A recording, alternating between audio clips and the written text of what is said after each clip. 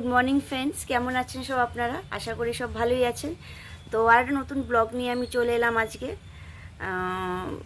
আজকে সারাদিন কি করব বা রিয়ানের কিছু অ্যাক্টিভিটিস আছে স্পেশালি আমি দেখাবো, যেগুলো সম্পূর্ণ নিজে একাই করে। আগে এগুলো করতো না, কিন্তু এখন খুব ভালো করে ওগুলো সব করে। আমি বলি আরও সঙ্গে সঙ্গে সেগুলো করে, মানে আমি ইনস্ট্রাকশন খুব ভালোভাবে ও ফলো করে। আর ও এখন স্কুলে গেছে, স্কুল থেকে আসুক। মিনওয়াইল আমি হাউস হোল্ড কিছু কাজ আছে, সেগুলো আমি করি আর আপনাদের সাথেও শেয়ার করব। তো চলুন শুরু করা যাক। একে নিশ্চয়ই আপনাদের মনে আছে, আমার সোনা, সোনা বাবু। এই যে সোনা বাবা, সারাক্ষণ শুধু ঘুম আর ঘুম। ও বাবা, সোনা বাবু, আমার সোনা বাবু, এই হচ্ছে আমার সোনা বাবু। মনে আছে নিশ্চয়ই, আমার ডগি বাবু। ডগি না, ও আমার ছেলের মতন, আমার বড় ছেলে। ও বাবা, এই সোনা বাবু, তোমাকে দেখছো তো সবাই। তো চলুন শুরু করা যাক ব্লগ। দেখছেন রাস্তাঘাটের অবস্থা, জল একদম। আমার বাড়ির সামনে একটা পুকুর আছে, সেই পুকুর আর রাস্তা পুরো এক হয়ে গেছে। জল পুরো খুব, কালকে সারা রাত ধরে বৃষ্টি হয়েছে, বৃষ্টি হয়েই অবস্থা রাস্তা। তো দেখুন, এই যে আমি চাল ভিজিয়ে রেখেছি আর এটা সবজি কেটেছি।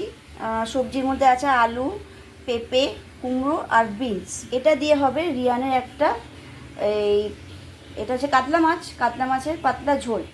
ও এটা খাবে। আর আমার জন্যে এই চিংড়ি মাছটা আছে, কালকে এটা ভাজা চিংড়ি মাছ, এটা আমি একটু আলু দিয়ে হালকা করে আলু পেঁয়াজ দিয়ে করে নেবো। আর একটা আলু পটলের তরকারি আছে কালকে, এটা আমি এই দুটো দিয়ে আমি আজকে খেয়ে নেবো। আর ওই ও মাছের ঝোল খাবে আর চাটনি।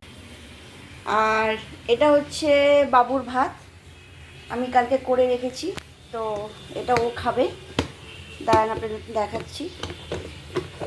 বাবুর ভাতটা আমি হলুদ দিয়ে করি, আর এখানে একটু মাংস আছে, এটা ও খাবে বাবু আজকে।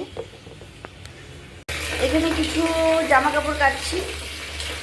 সব জামা কাপড় তো আর ওয়াশিং মেশিনে দেওয়া যায় না, কিছু জামা কাপড় হাতেও কাছি আমি, তো সেগুলো কাটছি সব একসাথে।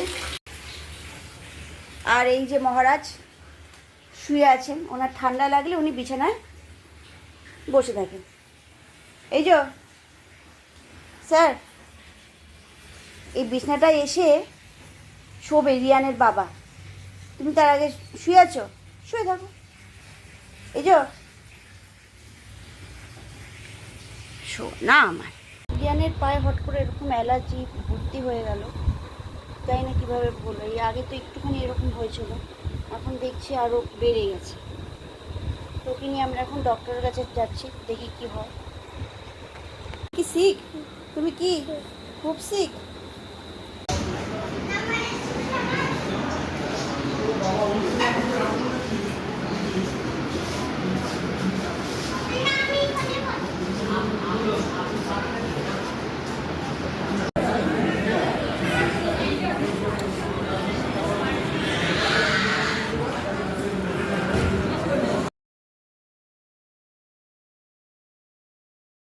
তো রিয়ানকে ডক্টর দেখিয়ে এলাম, তো এই ওষুধগুলো দিয়েছে।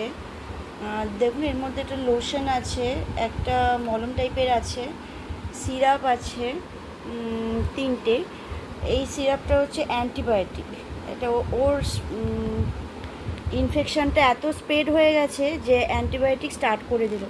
বলছে যে কোনো পার্ক থেকে বা কোনো